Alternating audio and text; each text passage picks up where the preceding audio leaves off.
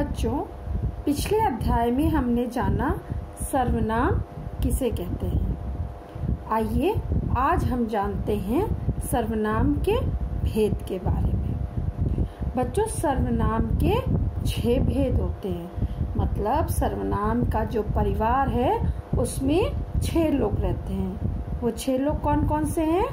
पुरुषवाचक सर्वनाम, निश्चयवाचक सर्वनाम, अनिश्चयवाचक सर्वनाम, संबंधवाचक सर्वनाम, प्रश्नवाचक सर्वनाम और निजवाचक सर्वनाम। ये सारे के सारे 6 लोग उसके परिवार में रहते हैं।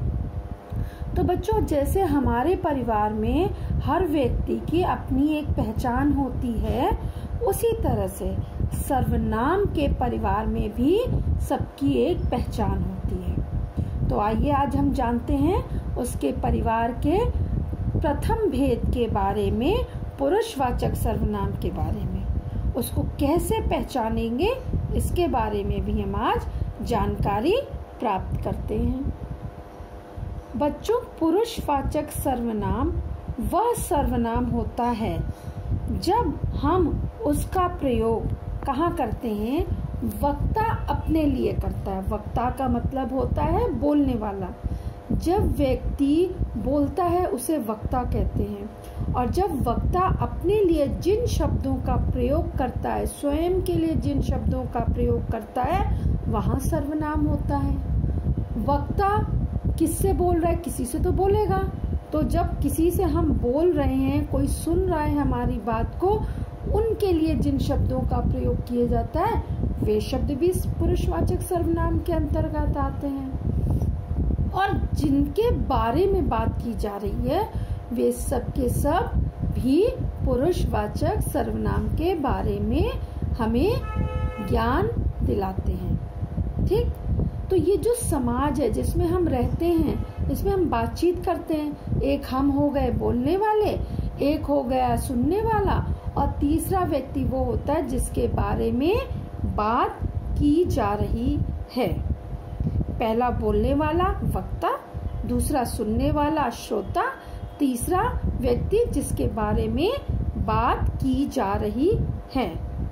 उदाहरण के लिए देखिए बच्चों, जैसे कि माँ शालिनी से बोली, मैं सब्जियां लेकर आई हूँ। तुम्हारा भाई रमेश 1 हफ्ते के लिए आया है। उसके लिए मैं उसकी पसंद का खाना बनाऊंगी। उसे मटर पसंद है, मैं मटर पनीर बनाऊंगी। तुम क्या खाओगी? बच्चों, इस वाक्यांश में हमने देखा कि माँ जो है वो बोलने वाली है। उसने क्या अपने लिए प्रयोग किया? मैं का प्रयोग किया। उसके बाद में जो उसका बेटा आया है उसके लिए, रमेश के लिए उसने क्या प्रयोग किया? उसके तुम है ना, श्रोता है। ठीक? उसकी तीसरा व्यक्ति जिसके बारे में हमने बात की, और जो उससे बात कर रही है, जो उसकी बेटी है, उसके लिए उसने कहा जो है तुम या क्या हो। ठीक?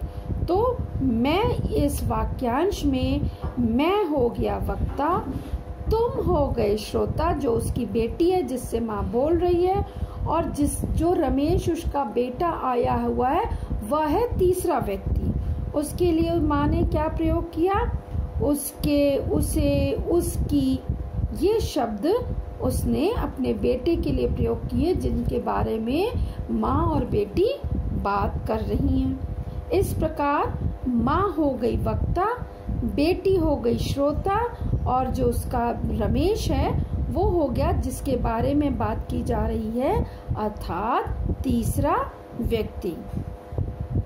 एक उदाहरण और मैं आपको देती हूँ। मैं फिल्म देखना चाहती हूँ। इसमें मैं क्या हो गया? मैं बोलने वाली हो गई, इसलिए मैं हो गया पुरुषवाचक सर्वनाम। तुम भी मेरे साथ चलो, जिससे बोला जा रहा है वो हो गया तुम।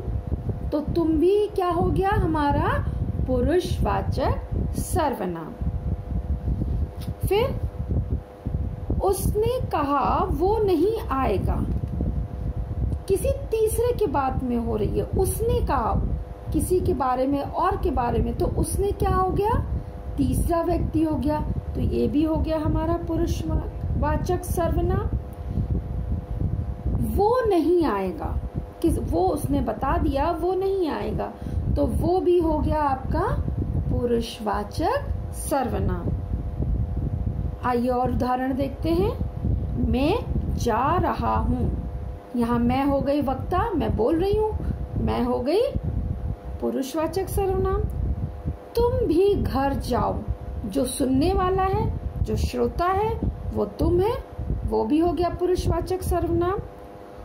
वो नहीं आएगा, जिसके बारे में बात की जा रही, जो तीसरा व्यक्ति है वो है वो नहीं आएगा, हो गया पुरुषवाचक सर्वनाम। तो बच्चों, सर्वनाम के परिवार के पहला जो सदस्य है पुरुषवाचक सर्वनाम, आज हमने उसके विषय में जानकारी प्राप्त की।